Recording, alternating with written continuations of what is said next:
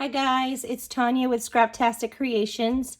I was asked to create a little video to show you how I created these clouds in the background that were raised instead of traditionally stenciled with ink. And I'm going to go ahead and show you how I did that. They're super shimmery and they have a lot of texture to them. And so let me show you how I created that real quick. So you're gonna need your all-purpose mat. Mine is definitely well loved. And you're gonna use some texture opaque paste.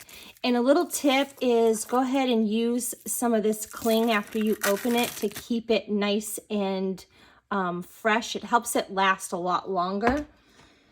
So I literally just grabbed a decent amount of that.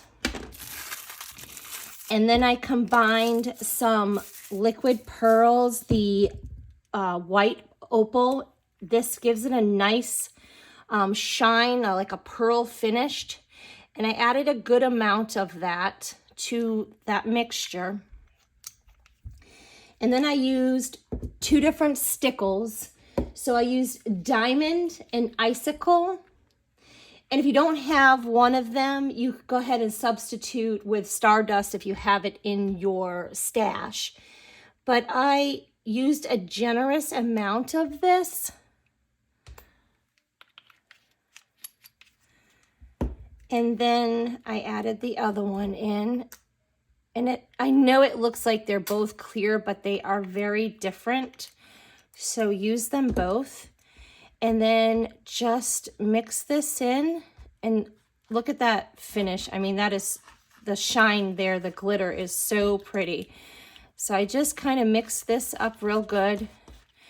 And then I will go ahead and add a little more because I like it very shimmery. And the whole idea was, you know, you wanted it to sparkle because, you know, it's the fairy tale paper, the storybook, and I just wanted to add that extra special sparkle to it, you know, give it that fairy dust kind of look to it. So I'm adding some more stickles.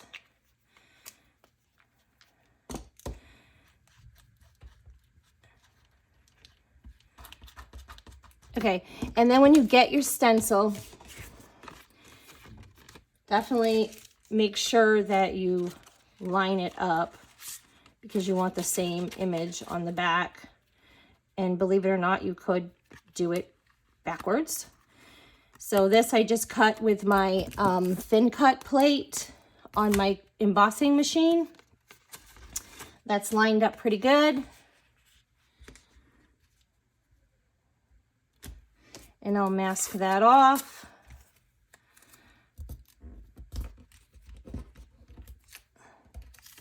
I don't rely on the masking tape to hold it. It is a low tack tape and I use it for reinforcement. I absolutely love this tape. I use it for everything, but I also hold with my hand. So traditionally you will just like put this on and scrape this.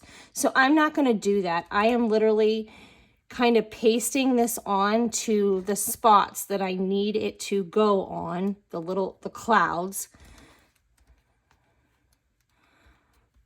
Like when I recently just had a class in my house on Monday night, and the ladies here were just really blown away by this technique. And like I said, I got several emails, or not me emails, text messages from some consultants asking me to please show how I did this. So after I put that on, I literally used the back of my knife and kind of pat it down because it raises that up a little bit and gives it a little more of a rough finish because clouds aren't like perfect and flat. And then when I took this off,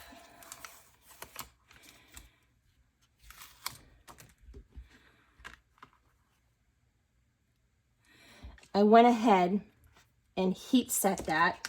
So you can just kind of heat set it until it dries. And it literally took just a few minutes.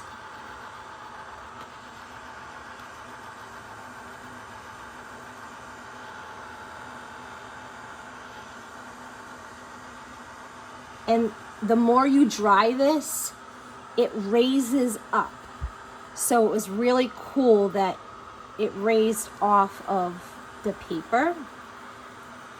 So I'm not going to sit here and let this dry for 5 minutes or 3 minutes while you just watch me, but I just kind of wanted you to see how I did that. But when it's done, that is literally raised up. They look like puffy little clouds.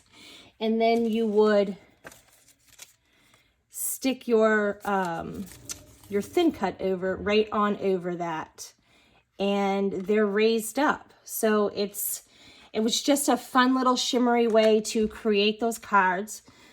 And again, this is what the finished look is like. So I hope you enjoyed that fun little technique.